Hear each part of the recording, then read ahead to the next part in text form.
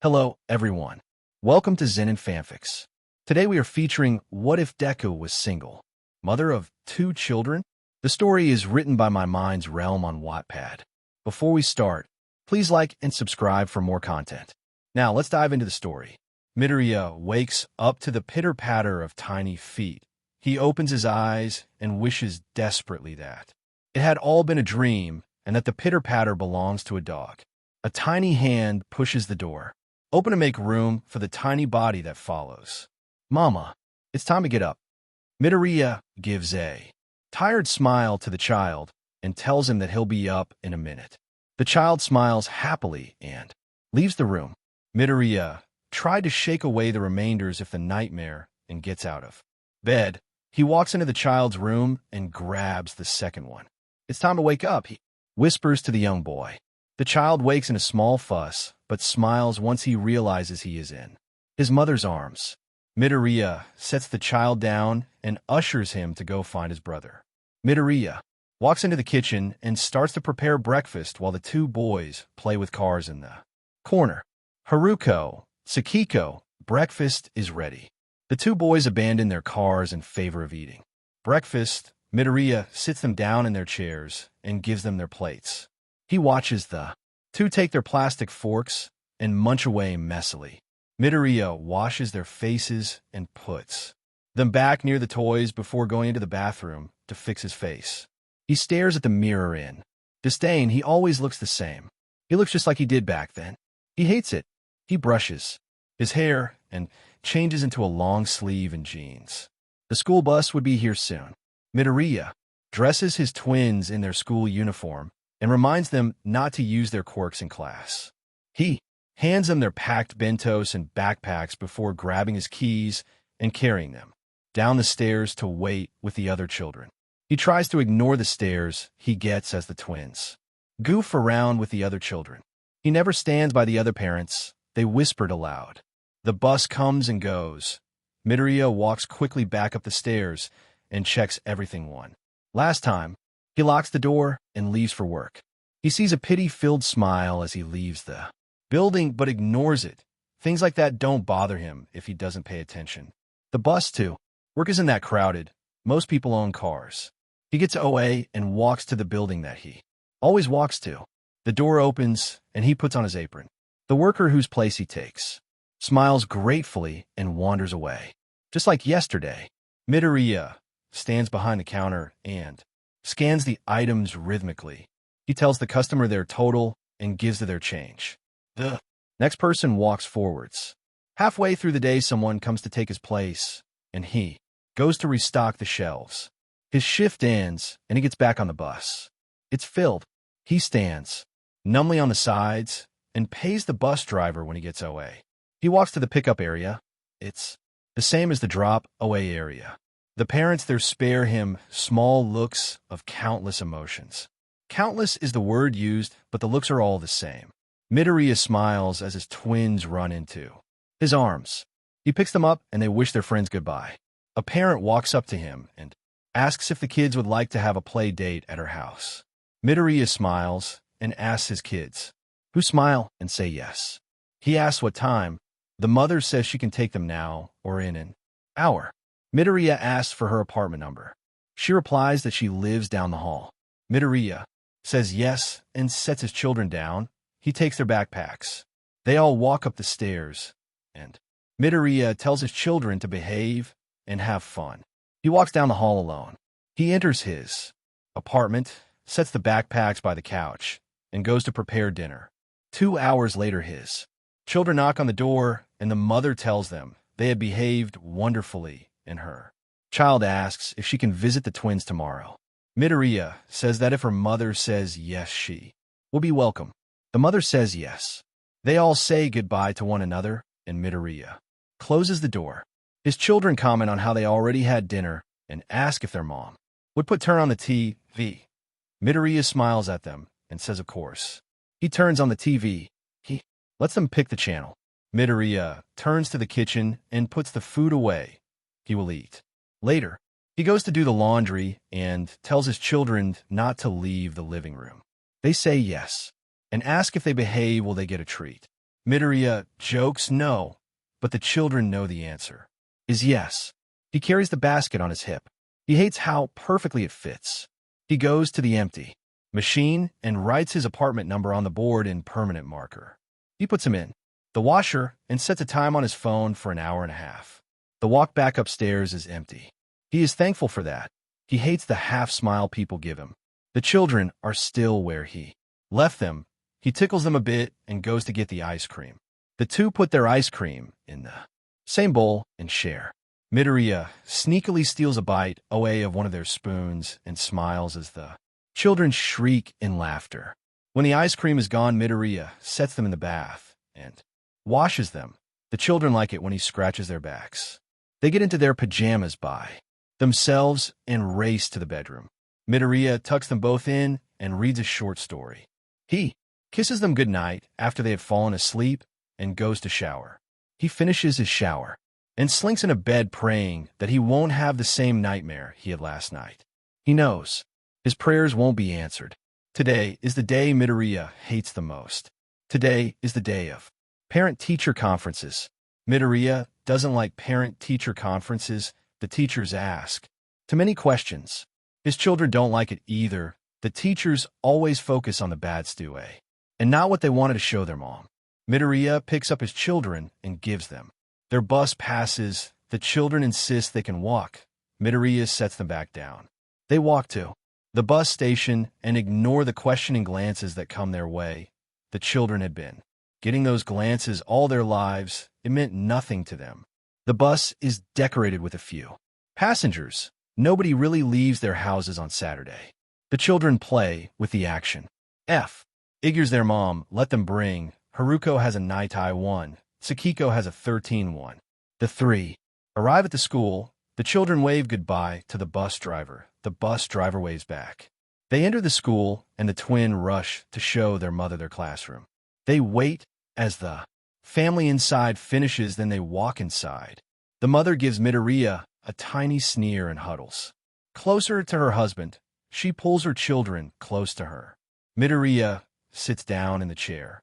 Tsukiko on his left leg, Haruko on his right. Mr. Midoriya, you are the guardian to these two children. I am their BRTH parent. He has the script memorized. And who is the mother? I am the mother. The teacher tries to conceal her look of curiosity. I didn't think that was biologically possible. She puts her glasses down and glances from side to side. Tell me more. I don't know anymore. I don't know how it happened. I don't know who the father is. The teacher shrinks back in her seat. Such a shame. You misunderstand me. I know you do. Midoriya stares at her and says his lines perfectly. You believe I know I had NTR-CRS, and that the thing I do not know is how it is biologically possible. I don't know how I had NTR-CRS when it happened or why. They simply appeared one day. Midoriya blinks. Now that that is cleared, please continue. Some of that was a lie. He remembers the sickening feeling of hands on his body. The nightmares are proof of that. The teacher visibly shakes herself and nods. First two, discuss is your son Tsukiko's quirk. May I ask what yours is? A small analyzation one. Another, lie.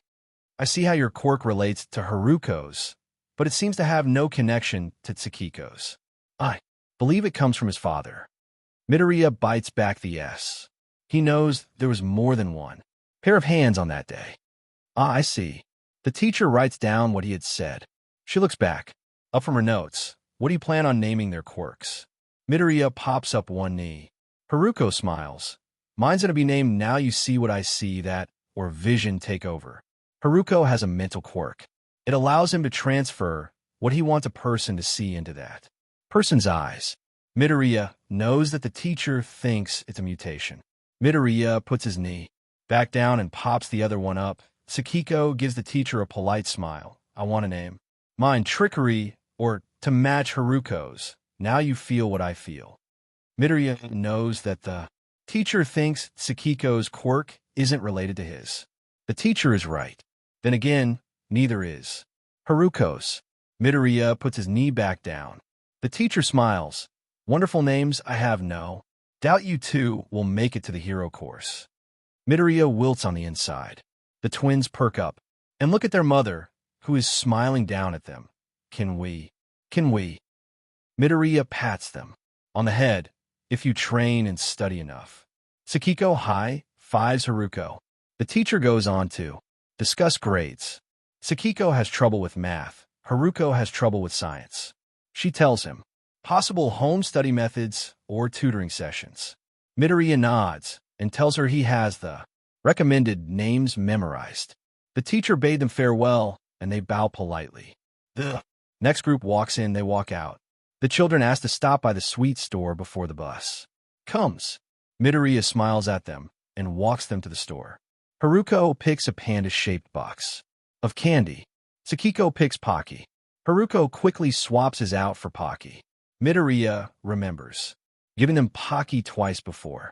Once on their birthdays, once when they were babies. Every time after that, they chose it themselves. The children eat their Pocky hungrily to give their mother one. He sticks them in his mouth like tusks. The children laugh. The bus comes. It's emptier than it was in the morning. The children play with their toys and munch quietly in the chocolate-covered stick. Midoriya tries not to think about the hero course. He had given up long ago. He does not have the time to try again. The children pat his legs, asking to sit on them. Midoriya lists them up one by one and sets them on his legs. Occasionally, one of the twins shoves one of the chocolate treats into his face. Midoriya smiles and eats it. The bus drops them away. Midoriya carries the children up the stairs. When the door opens, the children rush to their room to rid themselves of the long-sleeved uniform. Midoriya goes to prepare dinner. He makes katsudan. He doesn't know why. He thinks it's because of some stirred-up memories. He decides not to make katsudan again. Sakiko and Haruko eat the new food happily. Midoriya tries to push it down. The two grow tired. Midoriya puts them to bed. A wisp of cold air hits him as he closes their door. The feeling of burning prints covers his body. Midoriya takes a shower to wipe the feeling away. He knows it will be back. Midoriya woke up to the sound of his mother's voice, singing in the hallway. He had been allowed to spend the weekend at home to make up for breaking his arm 4 times in the past 2 months. Midoriya happily got out of bed and went to help his mother with whatever task she was doing. He exited his bedroom to see his mother folding the laundry with a neat smile on her face. Midoriya plopped down beside her and began to help her fold. "Oh, dearie, you don't have to do that. But I like helping you. You deserve to. Take a break, too." Inko ruawled her son's hair. "If you want to help so much, will you go make breakfast?" "Sure." Midoriya folded the piece of clothing in his hand and moved to the kitchen. "What do you want me to make?" "Bacon, eggs, and rice if you will. Maybe some toast." "Right on it." He loved helping his mother cook and clean. It took some stress away of her shoulders and gave the two a chance to actually spend time around each other. Sadly, today was Sunday and he was due back at UA before curfew. He had plenty of time to hang out with his mother, but it took a long time to get to school. He finished breakfast and served his mother her plate before she could leave the table. "Thank you, Izuku." He gave her a thumbs up and got his own plate. "Ready? So how's school going?" "It's going really well. The classes are fun and none of the students here are disruptive." "Has anybody caught your eye?" Midoriya blushed, Mom. Inko, laugh. "What?" "I want to hear if my baby needs to know the good chocolate stores or not." Midoriya ducked his head down. "Well, there's this one person. What are they like?" "They're really kind and caring. They do really well in school and helps when someone needs it." Midoriya won't mention the help comes into play when pieces of rubble are falling from the sky during hero training. "My baby's in love." Midoriya quickly waved his hands back and forth. No. It's just a crush." "Yeah." Even he didn't believe that sentence. Inko set the plates in the sink. "Sure thing, Izuku. Do you have all of your things?" "Yep." Inko hugged her son and gave him a small, totally kiss on the forehead. "Visit again sometime, okay?" "I'll try." Inko yanked her son's arm just as he was about to walk through the doorframe. "Without breaking your bones." Izuku blushed a very deep shade of scarlet and nodded his head. Yes, Mom. I won't break them. To come visit you, good. Now get going, you'll miss your train. Izuku hugged his mother one last time. I'll teach them how to say goodbye before departing. It wasn't until Inko sat back down did she realize the trick her son had played. Izuku, you silly boy. Midoriya hopped away of the train and happily skipped into UA. In the dorms he met up with Uraraka and Ida. The three sat down and joked about their weekends. More students drifted into the common room to greet each other. Midoriya smiled to himself as he listened to the jokes, laughs, and happy conversations. He was happy. He had friends. Izuku wakes up in a startle. He tells himself it was just a dream. He knows it's a memory. He still lies to himself. He walks out of his room and remembers that it's Saturday. His children don't have school. He sighs and moves to start breakfast. Eggs and rice, he has to go shopping later. He faintly wonders if the kind lady down the hallway is up to watching them while he's away. He has a feeling she won't be. He sets the rice and eggs on the table and goes to wake up his twins. They have to separate beds, yet he can always find them in the same bed. Sometimes he yearns for a body to share a bed with as well. He wakes them up and tells them breakfast is ready. He smiles at their protests. They don't want to wake up. Sometimes he wishes the same. He lets them choose the TV channel and goes to shower. He trusts them to behave. The shower water is boiling hot. He doesn't notice. His mind is elsewhere. The water starts to make his skin red. It hurts. The pain begins to be too much to handle, and he turns down the temperature to shower normally. He washes his hair and tries to block out the memories that always present themselves. Your hair's so soft. His shoulders shake, and he holds in his gasp. He finishes washing his hair and steps out of the shower. He slowly dresses himself. Halfway through, he catches a glimpse of himself in the mirror. His body slowly morphs into a black and blue blob. In a flash, white splatters on his body. It's over. His pants are still unbuckled, and his shirt is in his hands. His children are laughing at the TV, and the smell of eggs is still in the air. He steps out of the bathroom and smiles. His children are unaware that their parent nearly collapsed on the floor in fear. He plans to keep it that way. He tells his children to get ready for their morning walk, grabs his keys, and waits for them at the door. Sakiko asks for help with his shoes. The Velcro always fights against him. Before he can get to the small boy, Haruko jumps from his bedroom and claims he'll save the day. Midoriya can see that his sons want to be heroes. He can see that they'll be good ones too. He can see their sweat-filled faces. He can see their determined smiles. He can see their nervous looks on the day of the entrance exams. He can see their triumphant smiles on the first day of school. He can't see them coming back after that. He can't see himself smiling. He can't see himself at all.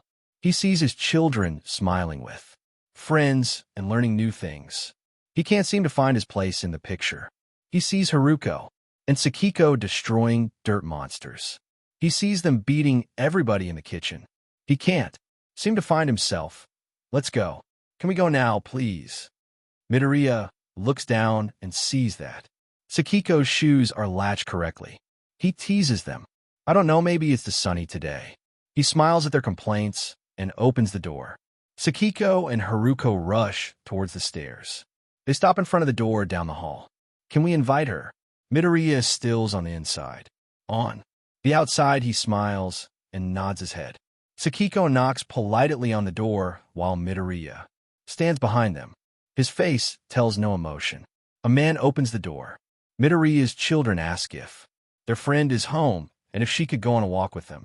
The man calls for his daughter and asks her if she knows the two boys standing in the hall. She looks at them and grows happy. She says yes. Her father asks if she wants to walk with them. She starts bouncing on her feet and says yes. The father smiles and tells her to go get her shoes. He thanks Midoriya for thinking about her. Midoriya smiles and gives his rehearsed response. Of course, it wasn't a bother at all. Haruko and Sakiko take his keys and run to grab the ball they forgot. With them gone, The man grows more confident. Is it true? Midoriya's insides drop. Is what true? The man looks Midoriya up and down. Is it true you were in the hero course? The smile drops a bit on Midoriya's face. Please, keep your voice down. Yes, it's true. Why don't you tell them? It would make them happy. Midoriya watched Sakiko finally unlock the door. Because it's better OA. With them not knowing. The man looks Midoriya in the eye. Why? Midoriya's lips thin. He doesn't like questions. He doesn't want his children to know. He doesn't want them to learn their parents' history. Haruko locks the door and races Tsukiko back to Midoriya. Their friend walks out of the doorway.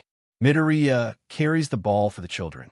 Because it's easier this way, he takes the children and they begin to leave the building. He can still feel the father's eyes on his back. He hates that he's used to the feeling. He takes the children to the apartment park and sits in the shade while they kick the ball around. Flashbacks of doing something similar in Hero. Training play through his mind. For once, he doesn't mind. These are good memories. A ball smacks against a wall. He remembers laughing while someone always melted the ball. The breeze runs through his hair. He remembers flying through the sky and racing against his friends. It's cold. He remembers laughing as they snuck out for just a few more hours during Christmas. Times. He hears screams of laughter. They always had the best jokes. He can hear someone snorting next to him. A loud smack. He remembers crashing onto the ground. A burst of cold air. He remembers the heat being sapped from the room. It's cold. He remembers the pain of frost digging into his bones. A scream. He remembers the sounds of pain and fear. He hears it as if it were happening now. A child taps his knee. The children want to go get something to eat. Midoriya stands up and dodges a branch with ease. He calls the child's father and has her ask if she's able to get takeout with them. By her excited jumps, he said yes. Midoriya leads them to the bus stop, trying to clear his mind as the children murmur pointlessly. He knows this will all be repeated. The screams, the ghost pain. He knows not to hope. Sometimes he believes he's forgotten how to vroom. Midoriya listens lifelessly to the hum of the vacuum. Today is his day OA. It is a Wednesday. His children left for school long ago, and he is left in the house alone. He shuts the vacuum OA for a moment to grab something to drink. The radio splurts out random noises behind him. Quirks today are growing at faster and higher rates. Quirklessness is about as rare as albinism, aren't they? He changes the channel. Hero. Courses are a loss for what to do. With rising potential for heroes, crime is at an all-time low. He changes the channel. By now, a core journal to record the quirks you see. Only dash. He changes the channel. We're here with Pro Heroes Ground Zero, Shoto, Chargebolt, Raidashi. Doesn't change the channel. He can't figure out why. His fingers refuse to move. What is your guy's secret to such a quick ascent to the top? His heart speeds up, and his breathing becomes ragged as he hears familiar voices echo through the room. Well, you see, we have someone very dear to us. Pink cheeks. They were the very light of our lives. Blunt truth. Then, something very bad happened to them. Musical taste. They left when we were still teens, and we haven't heard from them yet. Good humor. We don't want anything to happen to people the same way it happened to them. We couldn't live with ourselves if we let it go on without trying to help. Amazing brains. We're still looking for them. Cheese lover. We won't give up. Until we die, we can't. Give up. Give up. Give up. Give up. Give up. Explosions. He changes the channel. He has other things to do today. He ignores the feeling of fear inside his gut and turns the vacuum back on. His empty glass sits on the counter forgotten. He stares at the clock as he walks back from putting the vacuum away. His legs feel weak. How much longer until school? Let's out. He looks at the clock. The school day had only just begun. He sits on a couch in silence while a random tune plays in the background. It sounds familiar. Oh, it's the song he sang with his old class. The one for the festival. What is it called? I'll be a hero too. Right, hero. Too. Why did he forget? He doesn't really care. He forgets a lot of things. His only problem is remembering. His voice yearns to sing along with the old tune. He puts the yearning down. Singing will make him remember. He gets up and goes to grab a cup. He startles when he sees an empty one sitting on the counter. He doesn't remember grabbing it. He picks up the cup and fills it with water. He can't get drunk. He won't get sober in time to pick the twins up. He scolds himself. They aren't the twins.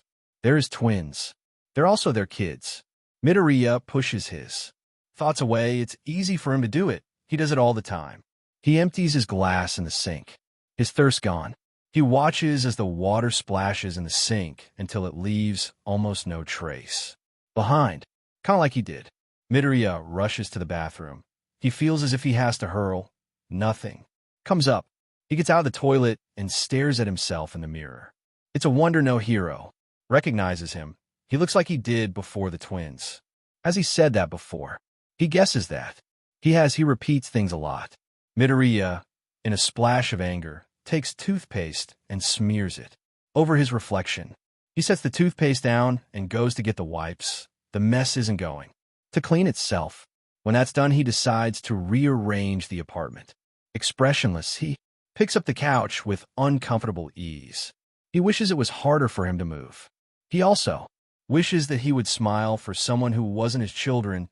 He wishes he would smile for himself. Midoriya sets the rug he had in his hands down and moves his fingers to the corner of his mouth. He tries to make himself smile. He soon drops his hands and moves to pick up the rug again. His smile doesn't feel real.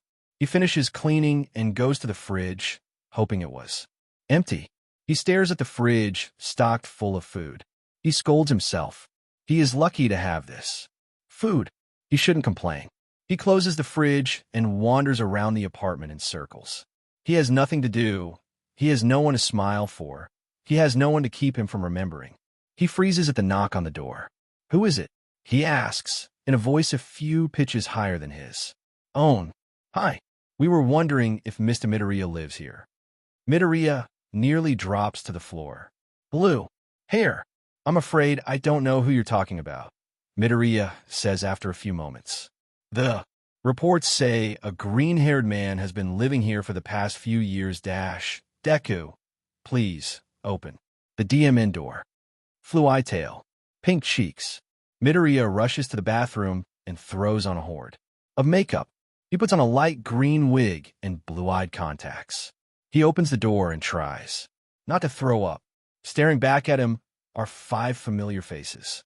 Ojiro, Uraraka, Ida, Kaminari, Hagakure. They stare at him. He senses the hope and disappointment in their eyes. I'm sorry, but I really don't know what you're talking about. They bow to him in apology and leave. Midoriya begins to pack their belongings into boxes. This happens 4 more times, each with a errant set of heroes. Oddly enough, the only 2 that didn't knock on his door were Shoto and Ground Zero. Midoriya is thankful for that. They'd recognize him right away. The children beg to stay at the apartment. Midoriya complies. It would be suspicious if the person they were interrogating suddenly moved away. Midoriya agreed, but they were still to move on 3 months' time.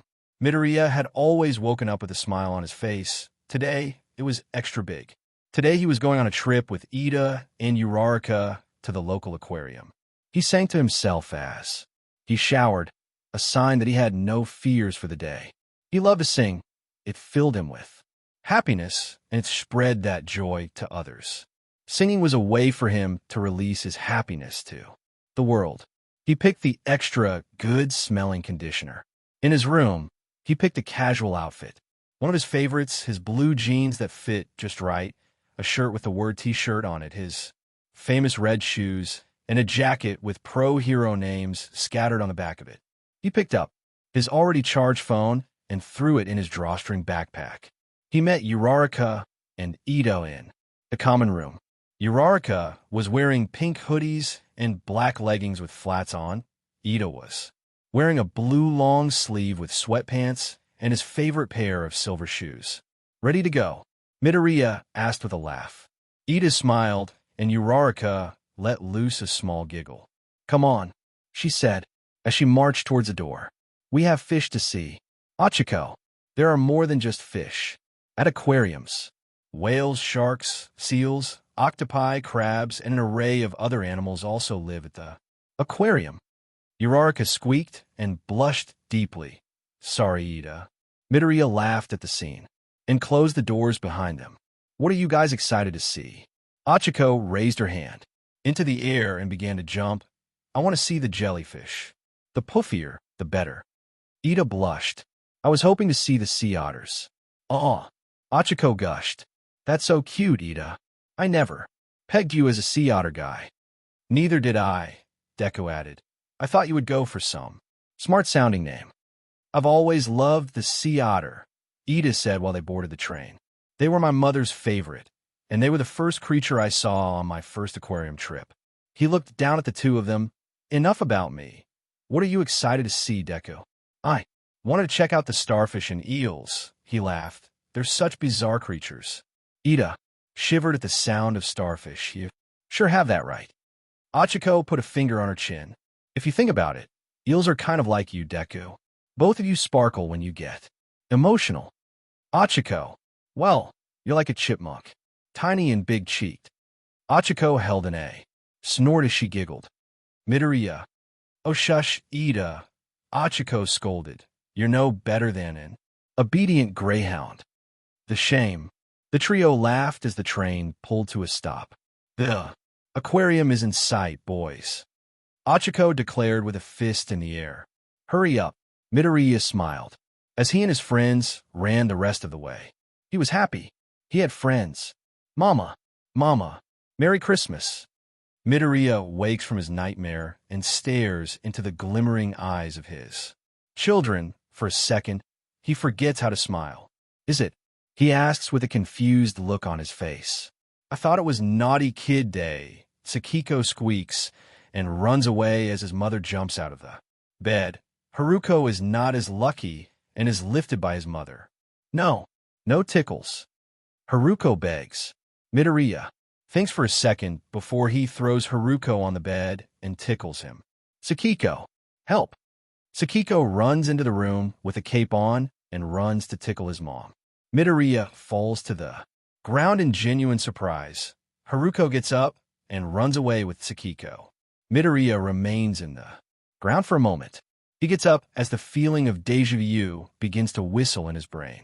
Haruko and Sakiko are sitting in the bedroom patiently. It is their family tradition to wait in their room until Midoriya walks them out. Smiling widely, Midoriya knocks on the door and gives them the okay to go. The twins rush past him and into the living room. They marvel at the gifts under the tree. They wheel around to face Midoriya. Thank you, Mama. They shout in harmony. Midoriya pats them on the head and sits down on the couch. Go ahead and open them up. Sakiko and Haruko happily dig into their presents. Sakiko yelps in joy as he lifts up a 13 hoodie. Haruko does the same for his Night-Eye one. They throw on the hoodies and parade around the room. Midoriya takes pictures on his phone. They sit back down and continue to unwrap gifts. Sakiko gets a new 13 figurine. Haruko gets a new Night-Eye one. Sakiko gets new blueprint kits. Haruko gets more builder's kits. Sakiko gets the new 13 interview DVD. Haruko gets the Night-Eye interview DVD his collection has been missing. It goes on with many more hero-related gifts and puzzles until the final gifts were to be unwrapped. Haruko opens his first, and he drops it onto the floor the second he sees it. Smiling wider than he thinks he has before, Haruko holds up his Night-Eye autograph. Sakiko sees his brothers and unwraps his envelope as well. He proudly reveals a 13 autograph. Midoriya is happy to see that his children are happy. He doesn't wish for them to ever be sad. Mama, what did you get?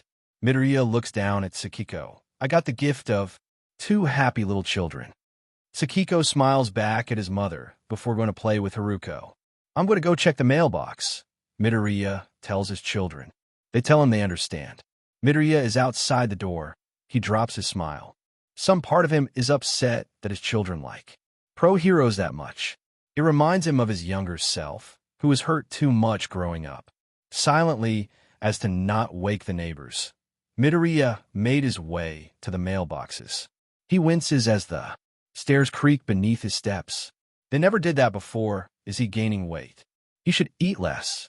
Midoriya opens the mailboxes and takes everything out, not bothering to look at what was in his hands until he's in the safety of his apartment.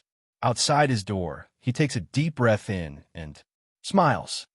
"Mommy's back," he said, entering the living room. Sakiko and Haruko are sleeping on the floor. He couldn't have been gone that long. He looks at the clock. It is still early into the morning. They're probably still tired. Midoriya makes his way to his room and gently closes the door. At his desk, he begins to open the envelopes. Bills, ads, magazine, newspaper, package. Midoriya stares at the package in rising anxiety. His best hopes is that it's a new phone book, issued to all of the residents. Slowly, Midoriya opens the orange paper and takes out the wrapped contents. His breath rises as a familiar font stares him in the face.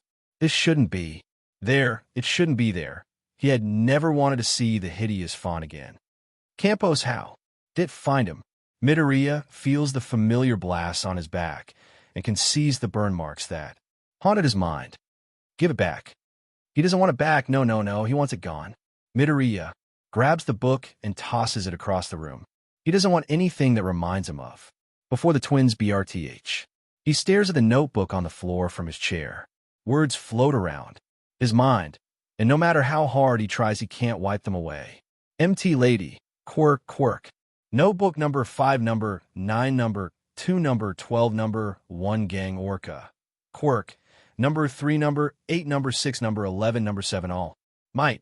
Quirk number 10, number 4, number 13. He falls away of his chair and curls up on the floor. He wants to scream to distract himself from the words. He yearns for the blade he held long ago. He doesn't want to remember. He can't forget. Mommy, someone's at the door. Midoriya turns to see Haruko pointing towards the door, dusting his knees. Oh, Midoriya goes to see who's at the door. He pats Haruko on the head. Before he even gets to the door, stops. The terrifying smell of caramel is wafting from the door. Midoriya feels his inside shiver and shrink away. Midoriya feels tears begin to leak from his face. Some part of him wants to open the door to force himself to get help. Sakiko and Haruko are at their mother's side. They sense something wrong. Haruko, Sakiko, Midoriya brokenly whispers, "Did any one of you answer the door?" They shake their heads. Their mommy taught them better. Good, we're going to hide. Why? Sakiko whispers. Midoriya is already herding them towards the bathroom. The man at the door is a scary man. He tells them, any hero that comes here is trying to change our lives, in a good or bad way. Midoriya looks down at Haruko. Do you like it here in the apartment? Haruko nods. Yup. I like how school and home are separated. I like our friends down the hall. I like how nobody bothers us at home so we can spend time with mommy. Midoriya nods his head too. That man wants to change that. Sakiko shakes his head. I don't want that. Neither do I. Midoriya tells them. He pulls them in for a hug. If you ever smell caramel coming from a person, don't talk to them. Get away from them. It's the man at the door. Okay, mommy. They tell him. They stay in the bathroom until the knocking is gone, and they remain quiet for 2 hours before the noise gently returns to their house. Midoriya doesn't like how close a call that was. He has to take care of Haruko and Sakiko. He can't do that if he remembers. Midoriya takes the book away of the floor and throws it away. Midoriya doesn't like how close of a call the last encounter was. He doesn't like that Momo visited his apartment next. He doesn't like how Tsuyu and Jiro did too. He doesn't like how his old teachers had knocked on his door. He doesn't like it. He decides to move away. His children no longer protest against moving away. Midoriya promises them they can stay at their school. He knows it isn't a good idea. He can't stand to see them sulk quietly. He sends them to play with their friends. The parents are taking them to the park. He gets a call 16 minutes later asking if the twins could stay the night at one of their houses. Midoriya says yes, The kids come to get their things, to kiss their mother, and they leave. Midoriya takes this time to begin packing. He places non-immediate things like summer clothes and old toys. Maybe he should give those old toys away. Holding on to things doesn't make the past go away. He will ask the kids when they come home. He places a majority of his clothes into a box and rolls up his carpets. The children are getting big. He should find a better paying job. They will need a bigger space. Midoriya collapses onto a dining room chair and holds his head in his hands. He doesn't know what to do. In the living room, a rug falls over. The bang makes Midoriya lynch. Loud noises always do. They remind him of the noise from before the twins. Midoriya faintly hears a teen laugh in the hall. It's not one of his. It sounded like Mina. Midoriya forces the thought down. Thinking about people from the past doesn't make it go away. He sighs and gets up to grab his coat. A walk will clear his mind. He makes sure to double lock his doors. The stairs no longer creak as he walks down them. He's lost weight good. He sees a familiar yellow van begin to pull into a parking space. He's happy he has a hood over his hair. Present Mike liked that feature about him the best. Midoriya quickly begins to walk away. He rounds the corner as Mike and Aoyama reach the 5th step. He won't return home for a while, and neither will the children. He catches the bus and goes downtown to look for a better job. How much money does he have? He supposes he should check his bank account. What type of job could he get? Lots of places would pay a lot to have a previous UA student as their worker, even a dropout, especially a dropout with a story like his. He's thinking too much today. Thinking too much gets you in trouble. So does not thinking enough. Not thinking enough landed him in this situation. He bumps into a girl. Sorry, he says hurriedly. The girl, a teen, goes to do the same before starting at him.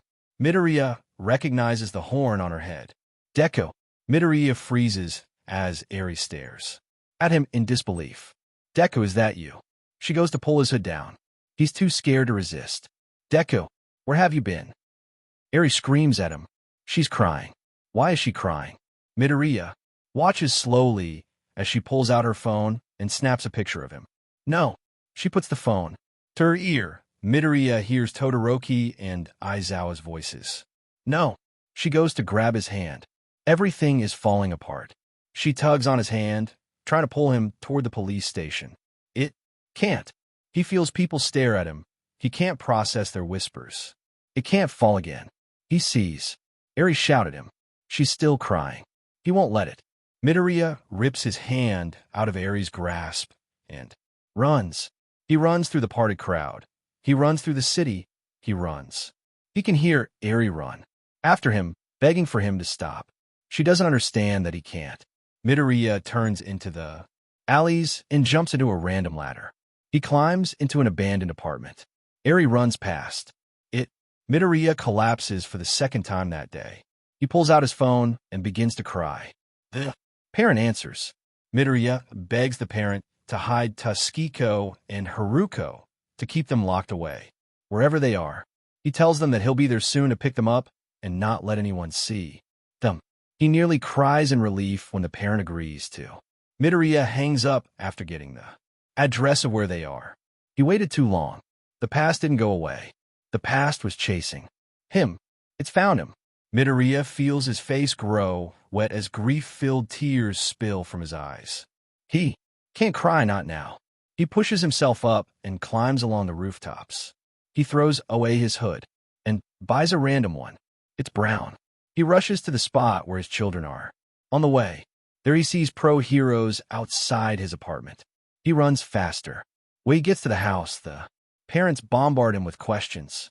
He ignores them and rushes toward Sakiko and Haruko. We're leaving, Midoriya says to them quickly. We're leaving now. Haruko and Sakiko don't ask questions. They don't resist as their mother picks them up. They know something bad happened. Their mother would only act this way if it was to protect them. Midoriya gushes out a quick thank you and runs. He runs to behind the house, and he runs through the alleys. He sets them down inside the apartment he had cried in earlier. Mommy will find a safer place soon. He tells them, the bad people found us. He lets them hug him. Outside, he sees hawks flying. Around the area, he spots Tokoimi doing the same. He hears the pro heroes shout to each other. He holds Haruko and Tsukiko closer to him. He won't let anything happen to them. He won't let heroes hurt them like they hurt him. Midoriya feels his anger grow deep within. This time, he lets it fester. Midoriya loved to train. "Hey," he shouted, smiling as he ran to his friends. "Hey, Mito," one of them shouted back, waving their hand. "Hey, Mito, with your wonderful brain, I was hoping you could help me train later, of course," Midoriya said, interrupting them. Midoriya loved to help others. "Cool. Hey, Mito, could you help me too?" "Yup," he yipped, happily. What reason did he have to refuse? "And me?" the third group member asked hopefully. Midoriya nodded his head before waving a polite goodbye to them. His costume was getting sticky from sweat. In the changing rooms, he joked around with friends. Midoriya loved to laugh. Kirishima and the Baku squad wrestled Bakugo out of the door. He rualed Midoriya's head. Before heading out, Aoima welcomed Midoriya's Friday goodbye hug. Midoriya loved to hug people. "Bye, guys," Midoriya called out as he grabbed his bag to head out the door. He had his training equipment on him, as well as his bag of clothes. He was visiting his mother. Midoriya loved to visit people. He jogged with his hair in the wind. He smiled and laughed as he greeted the students he passed. Midoriya loved to go outside. In no time at all, he had arrived at the spare training field. "Hey, Mito," one of the voices called. "Everyone's getting ready inside. Come on in." He nodded and smiled, following the first and second years into the building. Midoriya loved to smile. Midoriya loved to help the younger students too. "Hey, you found him." Midoriya felt something sharp stab his arm. "Yup, can't believe he believed us. Why was he on the ground? Come on, hurry up and Kwam. I can't wait much longer." Midoriya stared up in fear. As he realized what was happening, Midoriya was scared. "Don't look at us like that." "Yeah, it's because you're too DMN cute." Midoriya didn't know what to do. Just shut up and turn away the lights. Midoriya was in pain. He screamed for help, for anyone. He begged to God to let this be a nightmare. Midoriya had faith in heroes. Someone would save him. He had a sock stewed in his mouth. That should muail your screams, but by all means. He felt something stab his leg. "Don't stop." "Hey, Mito bro," Kirishima shouted as Midoriya walked onto campus. His clothes wrinkled. Mina popped her head over her shoulder and asked the question all of 1A was waiting to ask. "Why are you back so early?" Midoriya looked at him. His voice was hoarse. "None of you what?" Kaminari asked, getting closer. "I screamed for hours." Momo walked closer to Midoriya and moved to put a hand on his shoulder. "What are you talking about?" Midoriya flinched away from her touch before throwing the hoodie he had on onto the ground and threw his shirt out of his bag. The normally gray clothes were splattered with white. Midoriya's cold eyes hardened as his class did nothing but gasp. "None of you," he whispered out, before walking out of the doors. Midoriya loved to train. Midoriya loved to help others. Midoriya loved to laugh. Midoriya loved to hug people. Midoriya loved to visit people. Midoriya loved to smile. Midoriya loved to help younger students. Midoriya was scared. Midoriya didn't know what to do. Midoriya was in pain. Midoriya had faith in heroes. Midoriya had friends. Midoriya was happy. The truth can become lies in mere seconds.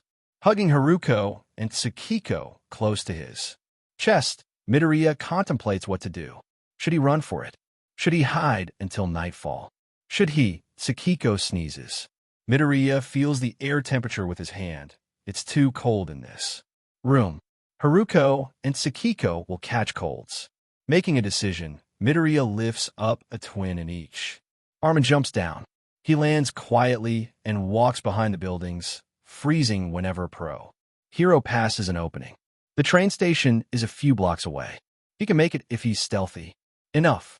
The only thing in his way is the giant opening between the train station building and the one he's behind. That, and he hasn't sensed Hagakure yet. He knows where each pro hero is. Right now, all except for that one. Overlooking one small detail is a fatal flaw. Midoriya always made sure each detail was in check. Gotcha. Haruko is ripped from his grasp as a set of gloves carry the child into the middle of the road. Snarling, Midoriya launches after Hagakure with killing intent.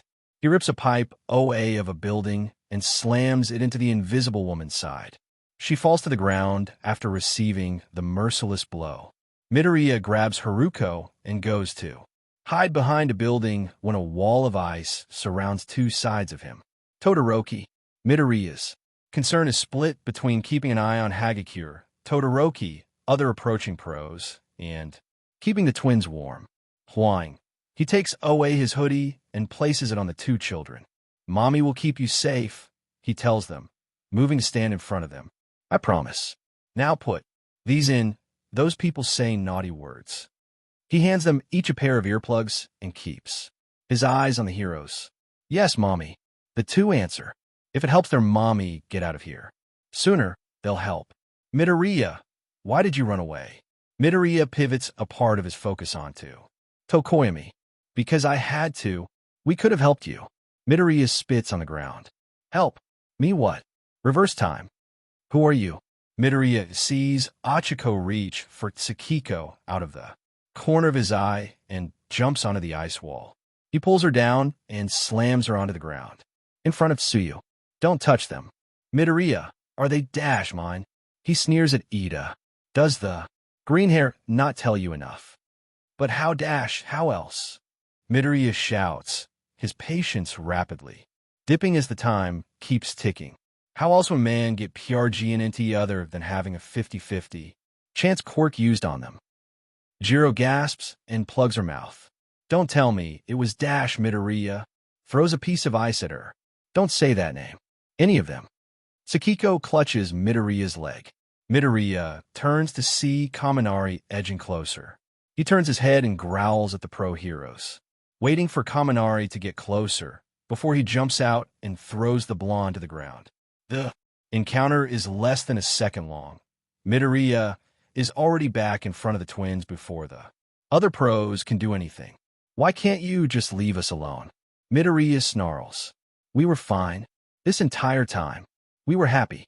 So why can't you all just FOA? Mina steps forward with her. Hands out. Because we care about you, Midoriya. Why does your caring mean F up my life? Tsukiko and Haruko never really knew what they were feeling, but something had always been OA about their mother. Mother doesn't smile at other people, does he? Tsukiko asks Haruko. The two are sitting in their room playing with cars. Their mom is in the shower. No, he doesn't. Haruko replies. I don't think Mama is very happy. Do you think it's because of the heroes? Tsukiko and Haruko notice how their mom flinches at the mention of heroes on the radio, or TV. They know from his strength he must have wanted to be a hero too. So why did he quit? I think it is. I heard something real bad happened to your mommy when he was in school. Tsukiko and Haruko look up from their bento boxes. A pink-haired boy is staring at them. His eyes are brown. Tsukiko and Haruko look at each other. What do you mean? The boy sits next to them. My auntie is the owner of this super big company. She got it because she went to the same school your mommy did. What does that have to do with anything?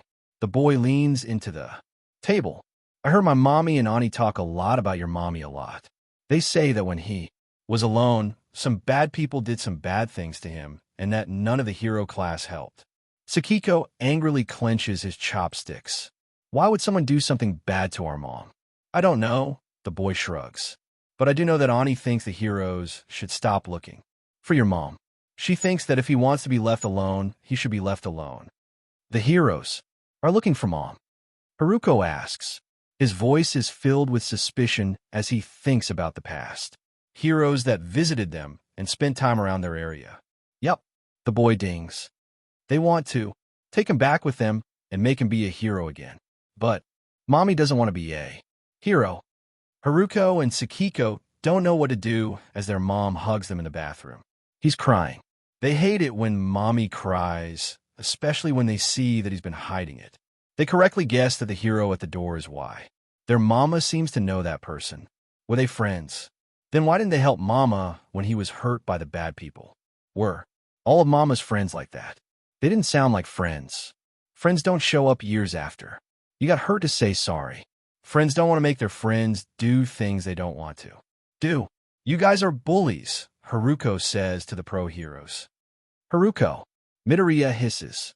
Haruko knows that his mama doesn't want him to talk to the pro heroes.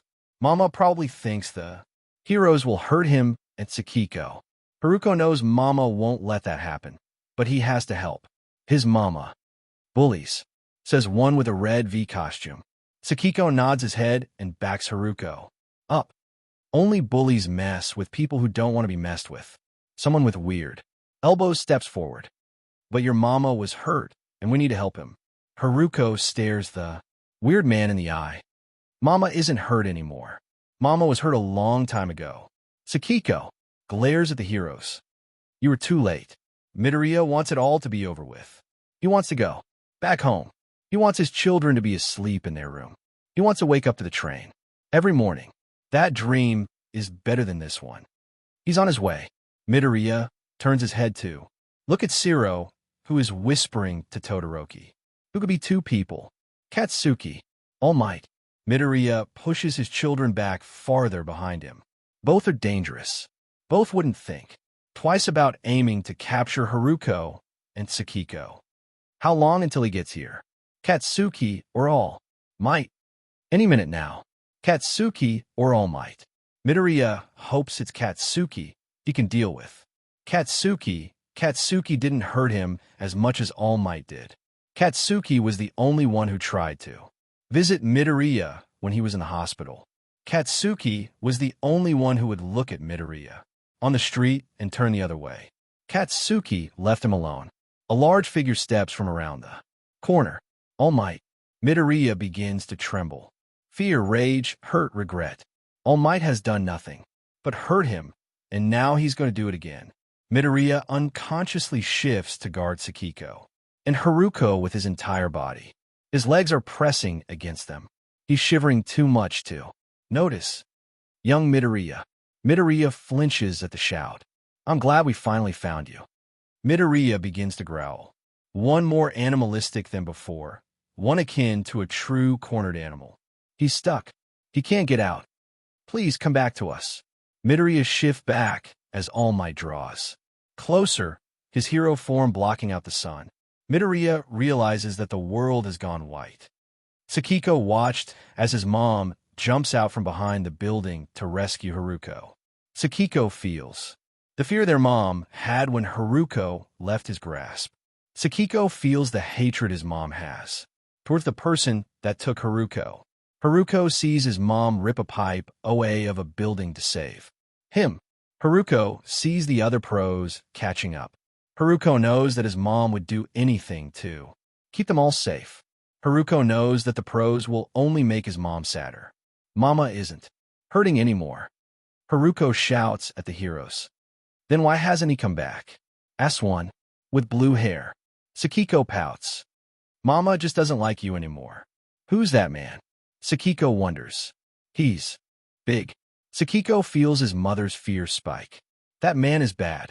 Tsukiko lets Haruko feel what their mom is feeling. Tsukiko feels Haruko grow angry at the man. He's hurt their mama a lot more than the others have. Tsukiko and Haruko have the same thought as they grab their mother's hands. Let the heroes feel and see what their mama had to feel and see. Let them understand. Make them go away. Hush, little baby, don't say a word. What? Mama's gonna buy you a mockingbird. Where are we?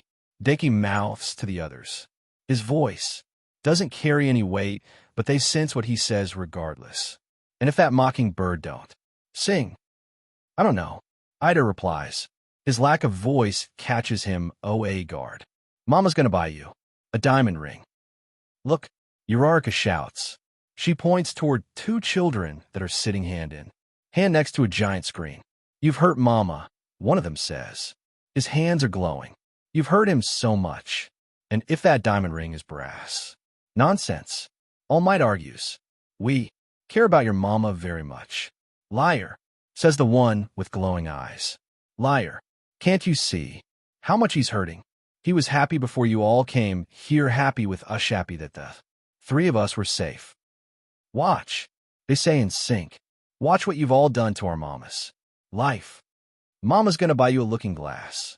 All Might, do you think someone like me, who doesn't have a quirk, can become a hero? All Might rewatches that fatal day. He's staring at himself. Everyone else watches along too. They see the scene from Midoriya's eyes. I'm sorry, but it's a dangerous world.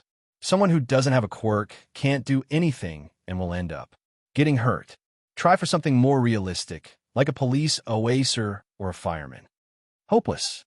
The heroes grasp the clothing around their hearts. Pain flares all around their bodies. If you want a quirk so bad, why don't you swan dive away the roof and pray for one in your next life? A notebook tossed out a window. A familiar notebook is tossed out a window. Agony. Jiro's legs tremble beneath her. Someone, help me. Young Uraraka's voice echoes through the empty room. She's trapped under a rock. The 0-pointer is approaching her. Suddenly there. Lying. A burning hum settles into their right arms. Detroit Dash. Uraraka gasps as she remembers. What day this is. Smash. Pain. Ida clutches his arm with tears pouring down his face. It hurts. It hurts. He whimpers. The others hear him loud and clear. Is this what Mido put up with every time? Zero asks. Smash. Smash. Smash. Kick. Smash. The heroes lean on each other for support. The pain is too much. Then it's gone. You can't save her. Come back to me, Eri, and I won't kill them. The heroes look down on their bodies. BLD is oozing from them. Nonstop. They feel lightheaded. It hurts. Something clicks. They're in the air now. Overhaul is bleeding. It's hot. Sweat drips from the heroes' brows as they feel what has to be their insides melting. Then they're on the ground. Eri is safe in Aizawa's arms. Mirio is being taken. Somewhere.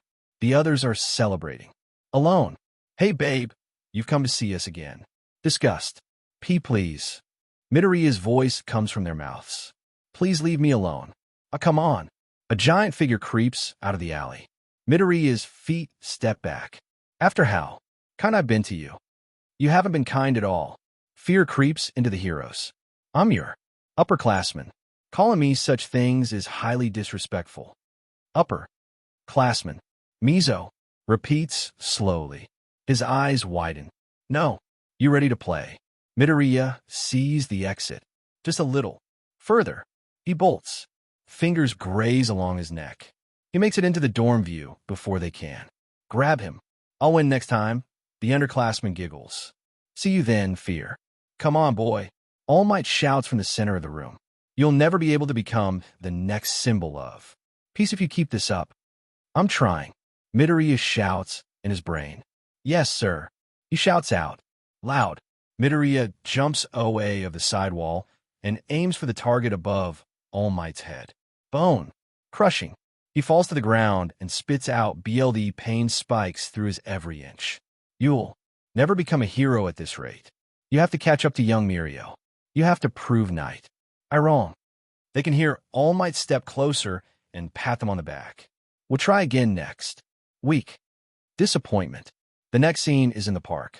The sun is still out, but the heroes get the feeling they've been here for hours.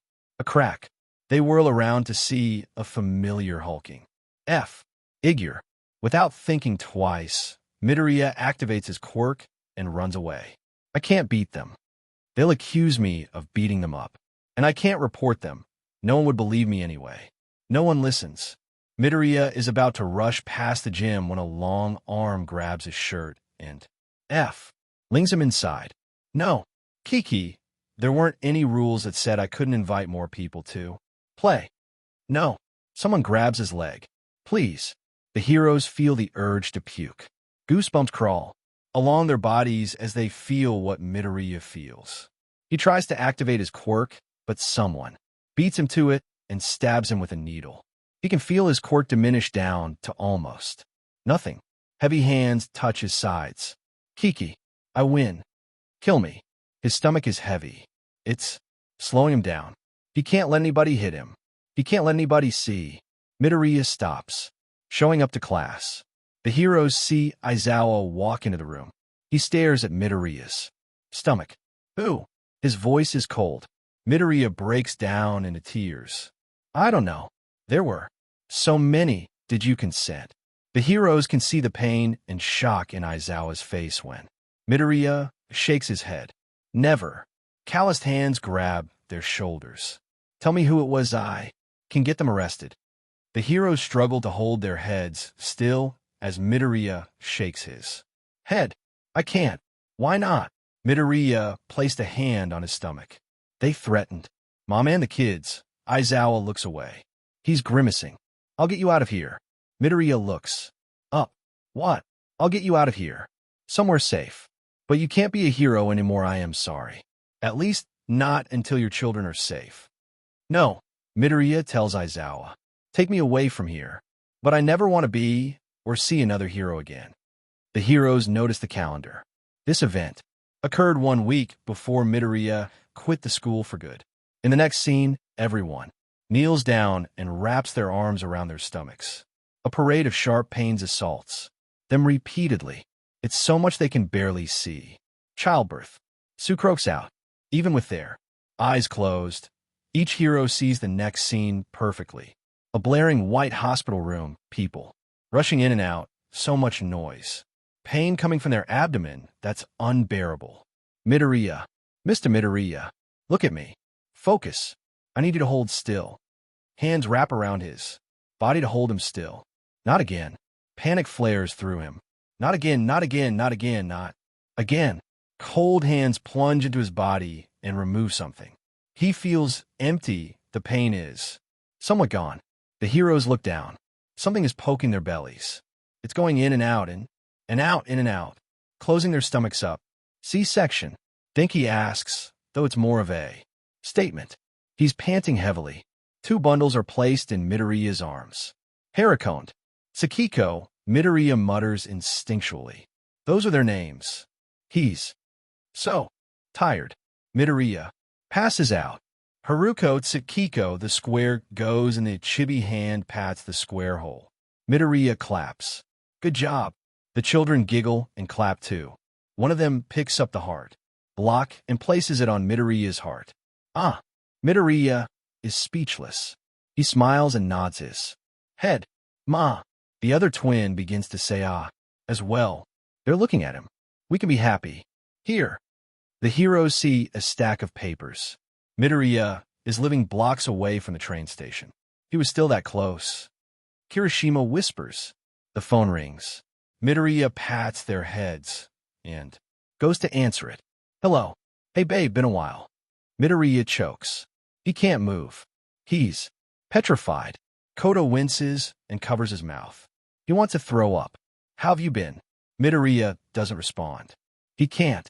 Sakiko moves toward him. No. The next part seems as if it's in slow motion. Ah. Sakiko giggles. The line is quiet. Oh, so that's what happened. Looks like the quirk worked after all. Please, Lord, if you exist, help us, please. Me and the boys will drop by in a few to see what we made. Be there soon, hun. Beep. Midoriya doesn't have time to collapse. He picks up Haruko and Tsukiko and runs out of the door. He hails a cab to Aizawa Place. Help me, begs when Aizawa opens the door. They've found out about them. They want to see them. Aizawa turns to present Mike. The blonde pushes the door open and takes a hold of Haruko. I'll ask questions later. Get him inside for now. Right. The heroes look for a date.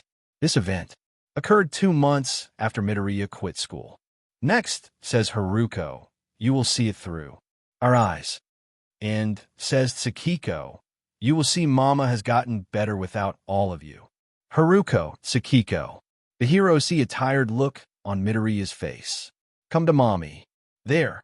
View shakes as the child moves toward Midoriya.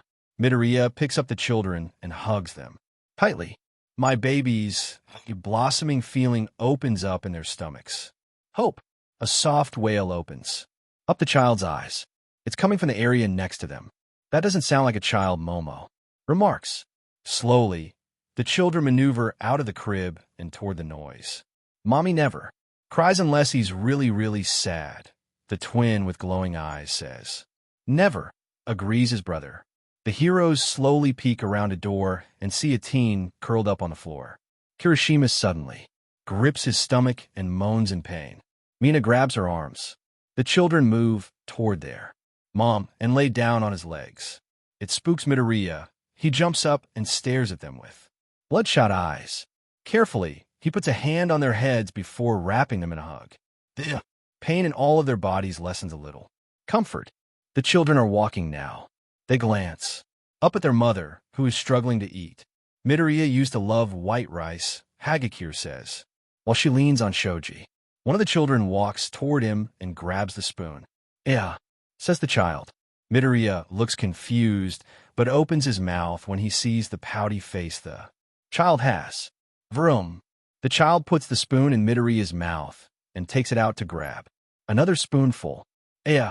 Midoriya stares for a second more and opens his mouth with less hesitance. Good, says one of the children. Mommy eat. Again, the pain lessens. Amusement.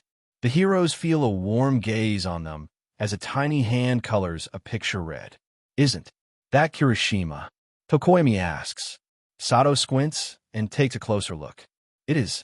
The children slowly close their eyes to take a nap, but the heroes continue to see the scene through one open eyelid. Midoriya is sitting against a wall with his eyes half closed and a blanket wrapped around his legs. A movie plays lightly in the background. Peace. A small boy holds up a math book. It looks familiar. Midoriya pats his head and takes the book. He grabs a pencil and draws a big smiley face on it. Good job, Sakiko. It's the same one their elementary school teachers had. Hand it out. Another boy hands Midoriya a bookmark with a glued-on heart on the top. It's adorable, Haruko. Midoriya beams. The heroes can feel that he really means it. How was school today? He asks them. The heroes look around. They're standing in the middle of a hallway. Midoriya unlocks a door. It was great. Sakiko says, we got to go outside today. And Haruko giggles. And we caught a frog. Yeah. Sakiko eagerly claps his hands. We named it after you. But it ran away, cute, Ojiro whispers. Midoriya is about to turn around to comfort him when Haruko pats Sakiko on the back. It's okay. Haruko tells Sakiko. Maybe it was a mommy too. It wanted to go back to its babies. Sakiko brightens up. Yeah, I bet it's a good mommy too, just like ours. Midoriya watches his children, who laugh and talk about baby frogs. Pride. Thunder strikes right beside the heroes. Why is it here? Kaminari questions. Mommy. A little boy cries. Mommy. Echoes his twin. The heroes feel fear well up beside the remaining pain.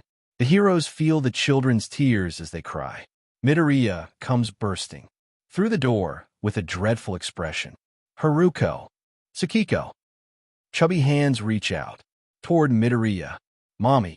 Midoriya picks up the two children. The heroes can see the pain ease in his face as he holds the two close to him. He hushes as he rubs their heads. Mama's here. Mama. Mommy. Midoriya sighs as his children continue to cry before humming a small tune. Hush, little baby, don't say a word. Mama's gonna buy you a mocking bird. The eyes of the children look up from their mother's clothing slowly. And if that mocking bird don't sing, Mama's gonna buy you a diamond ring. The heroes can feel the soft pressure of Midoriya's clothing in their hands. And if that diamond ring is brass, the pain in the bodies completely dissolves. Mama's gonna buy you a looking glass. Love. Midoriya is standing next to a shopping cart while tiny hands hold up a box of clay. Sure, Midoriya says, putting the set in the cart. One of the twins looks at Midoriya. Which one it is they can't tell, but that's not what the heroes are focusing on. Midoriya is holding an action figure of Froppy. He is not moving. The heroes can't even begin to list all of the emotions on his face. Mama. Midoriya looks at them, and then at the ball in their hands. Without looking at it, Midoriya sets the figure down and pushes the cart toward the children. He smiles. Release. The next memory flashes, like lightning through the heroes as the pain gathers back up all at once. News headlines run across their eyes. Villain attack. Heroes rush to the scene. School closing for safety. Measures. The words grow larger. Villains dash. Heroes dash. Attack.